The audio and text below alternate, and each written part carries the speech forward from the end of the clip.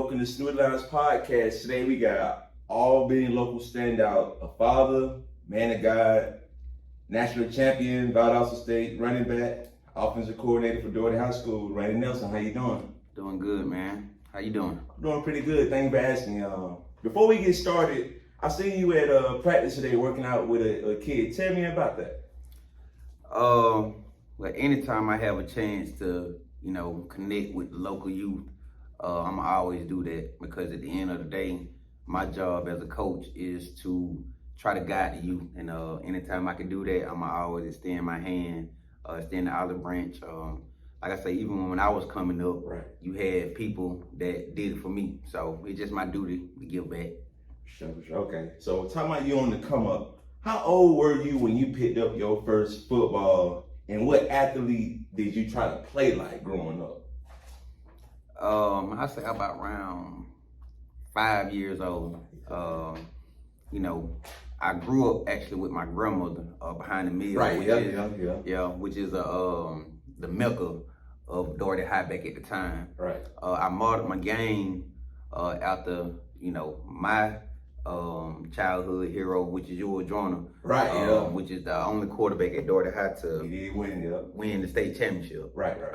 So like I say, and the crazy thing about it was he was a quarterback. Yeah. I grew up playing receiver. Yeah. And we used to do things like he taught me how to catch. Him and his brother Corey Joyner, which I gotta give a lot of credit for the position that I'm in now. She helped me do a lot of things. I remember you used to take the footballs home from the high school and then supposed to take them home or whatever. So he was like, the only way he gonna throw me the ball is if I catch the ball, because if I drop it, the football gonna get scratched up. Then coach gonna know that he took the ball home. Right. So throw it to me, I catch it, and like I say, my best friend, Montravius Norris, Chuck,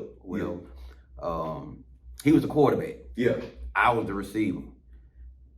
Jerry Rice, that's my favorite football player at the time. Okay. And he was Steve Young, I was Jerry Rice. For sure. Yeah. Okay.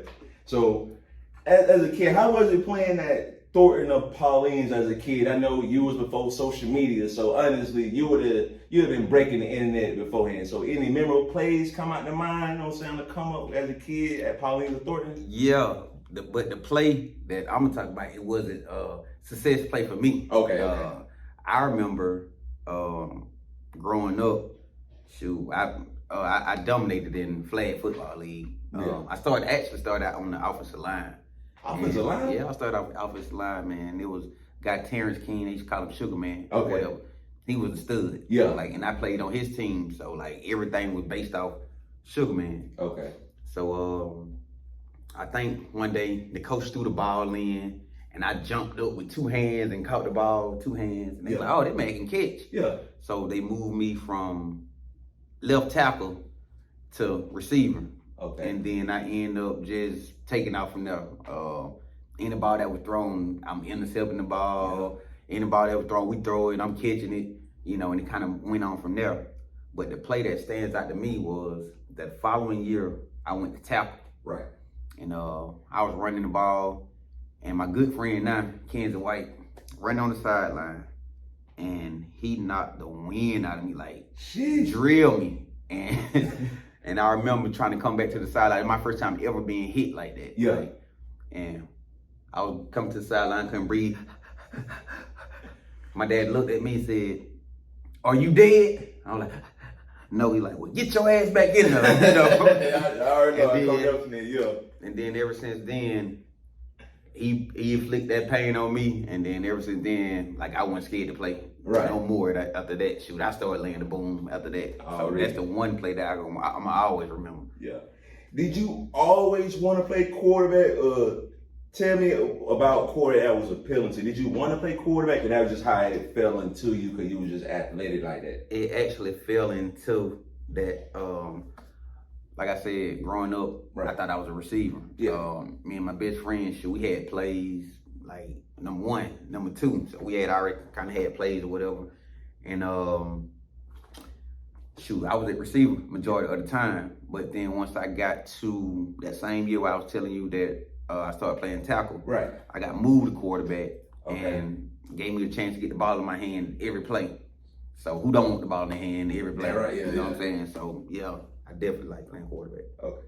When did you realize that football was a passion? I know you played all sports. I'm gonna get into all the sports, but when did you realize that football was like that passion? Because I see now you know what I'm saying, you coaching football, you ain't coaching baseball. Yeah.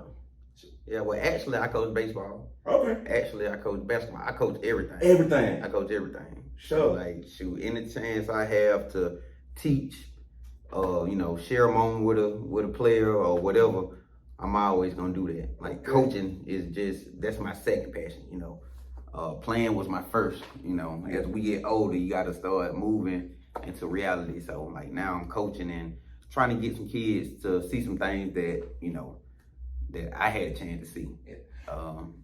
And like as far as knowing football is a pathway, just looking at the guys that were before me, having a standard. Like Doherty was a standard back in the 90s. Yeah. And, we grew up, any sport really was a pathway for us. It just, the opportunity presented itself more in football. Because I actually had basketball scholarships as well, offers as well. Okay, so I remember you played pitcher at International. What did you like about baseball the most, when you was growing up? Like, what did you like about baseball growing up? Baseball, that's a miracle pastime. It is. That's my dad actually was a baseball guy. Yeah. And baseball was my first sport I ever started playing. So I started out in T-ball in Kentucky. Got hit in the eye with a baseball, man. So that almost kind of deterred me right there. But baseball was just something that just came natural to me as well. Yeah. Got to meet some good guys playing the game at International. And I'm very competitive. So I remember when I was attempting to play, you and Dominique was throwing the hardest. You remember Dominique? Dominique Shealy, yeah. That's he was slanging it too. Yeah. So let's go to family. I know you're the oldest of your family. Mm-hmm. So tell me what it's like being the oldest in a football family like that. You got your little brother Justin who plays sports too. So how was it you playing and you balancing family, playing sports like that too? Well, family, that always come first. Right. My dad, great guy. He gonna do everything he can to support me. My mom as well, grandmother. I had a strong support system coming up, and you're gonna need that when it comes to sports or whatever. Yeah. Far as my brothers, my goal for them was to never be put in my shadow and people try to compare us. Like that was the whole thing with us, because my brother actually, we had this debate all the time that he was a better baseball player than me. But I don't believe that. We had this all the time. I promise. When I linked up with him and Kissed Me, we were just talking about that. He did say he was we just had this family dinner. What it was, 4th of July. Yeah. It was probably before the 4th of July, and my dad confirmed it. Who was the better player? What Ronnye singing say? Definitely me. Definitely okay. Definitely okay. me. All right. Hands down. My brother gonna be mad when he see this, but it was definitely me. Yeah. Yeah. All right. So that's perfect segue to my next question. Randy Nelson singing, shout out to sir. I know he coached to this day. So how was the aspect of him being a coach and you being a player? So how was that? He coaching you all the way up like that, and then you got to go home and deal with it, and coach he dealing with you hard and stuff like that. Well, with him, it was Coach Nelson on the field, and then it was Daddy after. Okay. Whatever. So we never took the stuff from the field home, whatever. But on the field, he demanded 100%.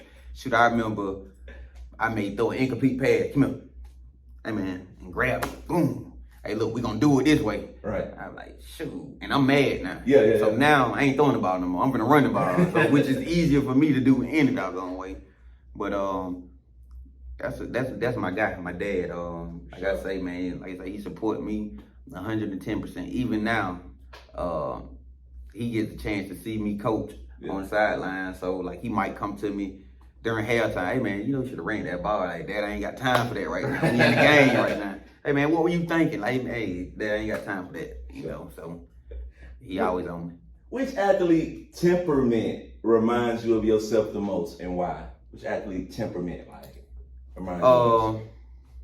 Temperament, far as you talking about a professional athlete? Yeah, like just anybody, like how Kobe was, like a very determined athlete. He got mad at players one day. He took all his players' shoes one time. So he can't wear my Kobe's. Like, what type of temperament you have? Trying to think. That's a good one right there. I'm a laid back type person. Yeah. But at the same time, I say I'm a Russell Wilson. Like, okay. Yeah, I definitely say Russell Wilson. Yeah. And that stemmed from now growing up. I probably would have been Antonio Brown. You know what I'm saying? But as you get older and and you start and success start coming with it, you know that people are always looking at you and they hoping that you mess up or whatever. Okay. So Coach Hopkins, my first high school coach, taught me the game. Like, he taught me everything about the game, and I use it now as a coach as well. And then I got C. Wright, who taught me how to get out of that temper, the bad temper type. Because he always told me, one of us got to be cool. Yeah. Somebody got to be calm. Right. And majority of the time, he the hot head. I'm the one that chill. Yeah. Okay. So because at the end of the day, he didn't have to play the game. So the coach, I like to see my coach fired up because now he give us a chance to rally behind him or whatever. And for the majority of the time, we trusted each other on that field, and we knew we had guys that were able to make plays. All we had to do is do our job. And if everybody do their job, we're going to get a one-on-one sometime, and we're going to win almost probably 100% of the time. Right. We had some guys. Yeah, I know you playing all these sports is like such an understatement. Like, you even hoop too. I ain't even talking about basketball yet. So if you would say, if you had a 2K archetype of how you play basketball, tell me how it would be on 2K if you would crane yourself on the game. I'd be a facilitator. Okay. That's my high school guy. But before then, I was a assassin, man. But I had guys on my team, man, that were very special. You had my main guy, he had Kenny Well. Kenny. Phenom, like coming up from 7th grade all the way to his arrival in high school. That's all everybody talked about. Right. You had Reginald Woodson, was a sniper, like definitely can shoot it. You had Montavious Chapman. He was the KD before KD. Yeah. You had Rashard Cole, this guy that can do 1,000 things. Very versatile, shoot the ball, dunk the ball, and he's a point guard. Right. Yeah, Robert Sanders. And the most underrated person is my cousin Joshua Hunter. Like, he a 20-20 guy. 20 points, 20 rebounds, and he gonna do it silently. He gonna dominate. Sure. So I always had good guys, had good coaches, and all I had to do was facilitate, get the ball to the right place at the right time. Like I told Coach Poole, man, I may be the career leader in assists at Doyle High all times, man. All right, now let's get to high school. Now, I got a personal question before I even get, some high school stuff. Did any of the high school try to recruit you? Did anybody try to give you a pitch or something like come to Westover, come to Albany High? Like, was there anything like that? No. At the time, my dad had moved to Atlanta, and the plan was for me to go to Woodward Academy. Okay. That was the plan. Right. But I just wasn't feeling it, and I wanted to stay home with my grandmother, so I stayed with her. And automatically, it was no doubt in my mind I was going to Doherty. Right. I grew up. My cousin that stayed at the house with me, with my grandmother as well, he went to Doherty. Right. So this all I see. Every Doherty game, I'm there. Friday night. My grandmother, she worked in the Boost Club, so I'm there every Friday night. Like, I remember Jamie Roberts, which is one of the greatest quarterbacks to ever come through Doherty, as well as one of the best shooting guards to ever come through. Like, I remember him. I remember Antonio Sperling. Like I say, Corey Joyner. Nick Towns, Tommy Vennessy, like, just growing up seeing all these guys, that's what you want to emulate. Adrian Cotfield, the list can go on. Like, there's some guys, Darryl Smith, like, shoot, Montavious Standards on the coaching staff, like, we had some guys, like, to come through. So in high school, in your opinion, in all sports, you can think of basketball, football, or baseball. What would you say was your best year? Who think your best athletic year in high school? Like which year? Junior? My junior year, definitely. Talk to me about that. Football wise, my junior year football team was I'm talking about that was a star-studded team right there. We actually had two corners that were lockdown type corners. Yeah. You had a junior linebacking core that was gonna be pretty solid, as well as the defensive line, because all those guys were actually juniors. Right. But we had the corners to kind of back it up. You got Courtney Love, Sean Levant, those type guys that are all-state type guys. And then on the offensive side, you got the 6'5" Kenny Williams receiver, which he had his phenomenal year. Tight end, you got Joseph Sheffield, an all-state guy. And that team right there was a team that I think if we would have been together for 2 years with the new coach staff, I think we could have ran the tables with that team as well, because that team set up my senior year, which we made it to the state championship then. Right. And we lost to the same team, but we were out on Peach County, 14-0, and then they ended up getting a punt return that kind of changed the game, and their tight end took advantage of of a mismatch that we probably should have changed in the game or whatever. And then that same year, we went to the Final Four in basketball. So like, Yeesh. it was. You were a busy man, huh? Yeah. Daughter was a busy school. Yeah. Man. Like we just had team and school spirit, man. Like, and that's what we're trying to get back now. Sure. Like everything we did, the gym always packed at a basketball game. Right. Doggone the stadium always packed if we had a football game. Like people believed the band was big. Like you had school spirit. Like, Right. And school spirit equals success for your program. Right. So tell me about it. This don't have to be sports related, but it's still talking about high school. Just tell me about one of your fondest memories of just being in high school. Just give me just a good memory you got.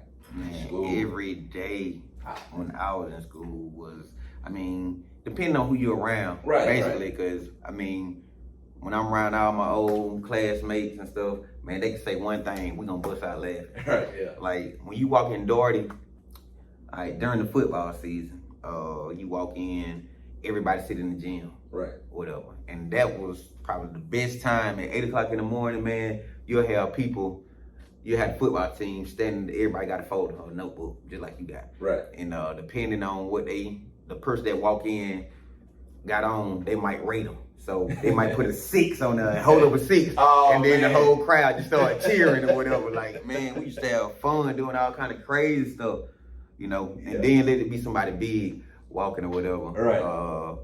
And they knew it was all love. It wasn't no bullying type thing, yeah.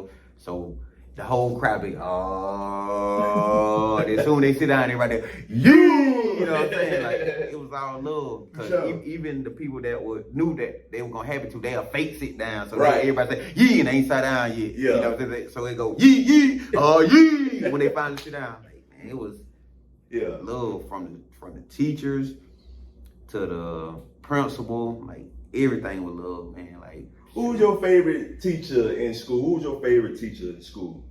Miss S.Y. Battle. Oh, why is that? Man, that lady believed in me. Like, I couldn't do no wrong in that lady's eyes, man. Sure. Like, God rest her soul, she passed. But, R.I.P. and like I say, she believed in me like nobody else, So definitely, Miss S.Y. Battle. So how old were you when you got your first college offer? And in high school, what all colleges sent the offer? I got a lot of phone calls and a lot of phone calls, a lot of visits, but far as just offering, at the time, I don't believe that you can just commit like that. But Right. I talked with a lot of coaches, and shoot, before my injury, I was thinking I was gonna go to the University of South Carolina. Okay, I was big. I remember when I first seen Steve Spurrier. I took my best friend, Robert Sanders, on a visit. And I remember we walked in there and, majority, a lot of times I was thinking that, you see a star or whatever, then, that's just who it is. But when I seen Steve Spurrier, man, my heart went down to my foot, man. And shoot. I was starstruck. Right, that was my, you know what I'm saying. I was definitely Yep. starstruck, and I was like, man, I want to play for Coach Spurrier. Right. So it didn't go that way, and I'm kind of glad it did because they wanted me to play defense, and I played defense, Right. but I'm used to having the ball in my hand, Right, majority of the time. So your senior year in high school, talk to me about that championship run. Talk about that 05-06 run. You threw for 2 rats, 57 completion percentage. I mean, we were talking yesterday. I think you said you ran for more yards than what Yeah, they man. said. So tell me how many yards you think you ran that your senior year 05-06? Man, I played 13 games, so I know if I'm running for 80 yards, at least 80 yards a game, then that should be over 1,000 yards. Man. Right. You know. So playing when you played P County that championship game, how did you feel coming to the game? How did you feel coming to that game? In the championship game, I thought we were gonna beat them. Well, Just because the year before we had them jumped out on them.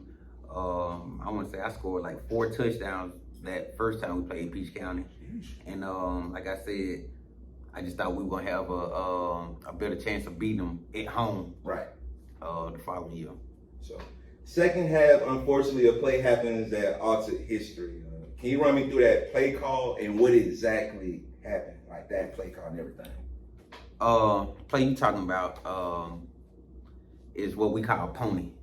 Pony was just a word that we used, but it was all verticals. Okay. But then what a lot of people call all verts now. Like Madden. Like Madden, you got all verts. All verts. Okay. And I got an all-state tight end, smart as a whip, like smart guy. We've been connecting all year. Like anytime we ran pony, he was smart enough to run to the first down marker and just turn around and just get the first down every time. But that night, I don't know if they played underneath him to where he couldn't turn around or he seen it or whatever. But for the first time, he kept going on all vertical, you know. So I'm waiting for him to throw. I'm waiting for him to turn around so we can throw it, get the timing route, and he don't do it. So now I know that by them getting back, that means I got the lane to run. Right. And as soon as I take off, boom, they hit my knee. Tear my ACL that I didn't know at the time. And, you know, a lot of people don't know, but when they hit my leg, I let that ball go. And it was fourth and 10. And that was a play that changed the game on both sides. It was something that helped them because we was right there in scoring position. It was a fumble on the play too. Yep. And they recovered the fumble. And then they went down and scored and went up 28-14. And we could have tied the game on that drive and went tied up 21-21. Yeah. So how many games to this point, like, did you ever play hurt? How many games you played hurt? Man, you talking about in high school or in just all in general, just all through? How many games have you played hurt? I'm just thinking about that now. It just popped in my mind. High school, I broke my hand the first game of the season. I broke it I can't even remember when I broke it, but I finished the game, so I couldn't throw the ball. I broke my right hand, my throwing hand too. Right. But coach ain't know. Like, shoot, I was trying to grip the ball. I'm doing push-ups on my hands, all that type of stuff.